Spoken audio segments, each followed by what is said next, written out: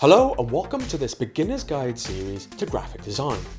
From what graphic design is, skills to be a graphic designer, design theory, education you need, equipment you need, to the graphic design portfolio and interview advice. This series is for anyone at any level, so if you're interested in graphic design and consider becoming a graphic designer, then join me as I discuss a series of graphic design topics.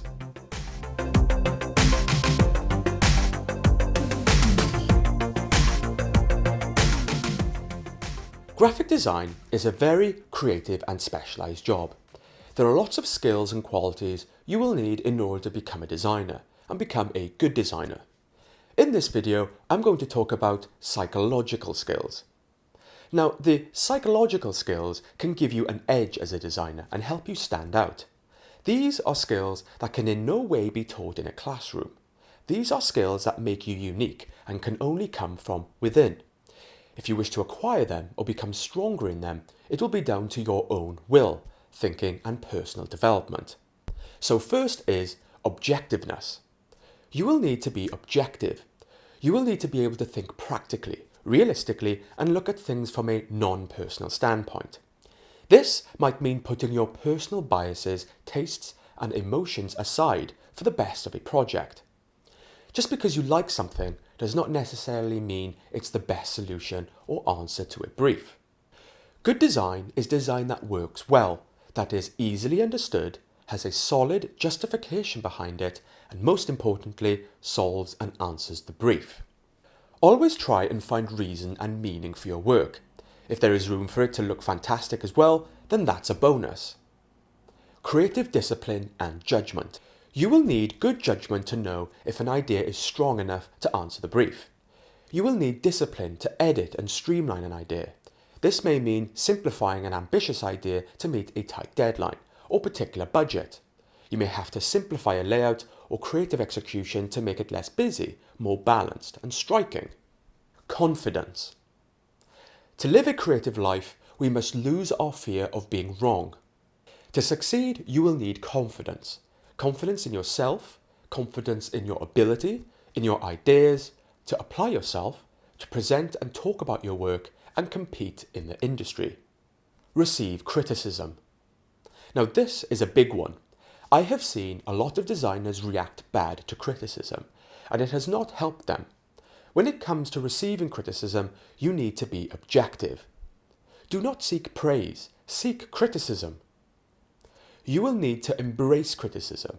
Do not take it personally. Be happy to learn from your mistakes and listen to others, for it is criticism that will make you more experienced and a broader designer. Remember, it's better to be criticised than ignored. Everyone these days seems to be a critic. It's easier to criticise than to create. The good thing about criticism is that you can take it or leave it. If someone says something about your work you do not agree with, then no harm done. You can forget about it. Though if someone says something you believe to be correct and agree with, then you can learn from it. Coping with failure. If you failed, it means you tried. The person who does not make mistakes is unlikely to make anything. You have to be philosophical here. Almost everything you do, you should consider a learning experience, and we never stop learning. Like most designers, it will take you years to master your craft. If things do not work out the way you hoped first, then don't be discouraged and give up. Learn from it and become better next time. Determination. Now, what can sometimes separate designers' success is their determination. To never give up, to keep working hard, to keep learning, and push for that better job. It can take years of hard work to build and develop your career. It can be very hard to learn the skills necessary to create your work and succeed. You may have to stay late to get something finished. You may have to work the weekend. You may have to learn software to get the job done. You may have to work with people you don't like or agree with and do things you do not want to do. If you are determined, you will go far. Team player. You may often have to work with other creative professionals, or early on in your career, you may have to work for others in more senior roles than you. You will need to be able to work in a team and take instructions from others, even if it's not what you like or agree with. If you can work well in a team, Have a good attitude, be liked and helpful. It will help you become successful. Patience. The last quality here is patience. To produce anything creative takes time. Try not to rush it if you do not have to.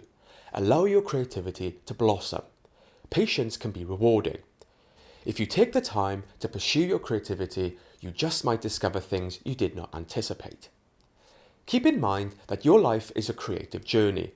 Some people reach their desired destinations quicker than others. Just do your thing, believe in yourself and take your time. If you stay true to yourself, you will reach your goal eventually. So those are some of the key psychological skills you will need to be a graphic designer.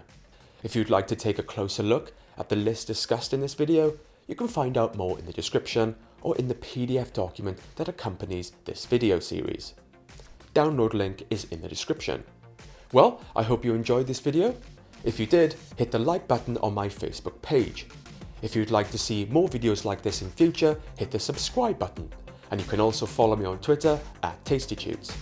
So in the next video, I'm going to discuss talent qualities that will give you the edge as a graphic designer. So see you in the next video.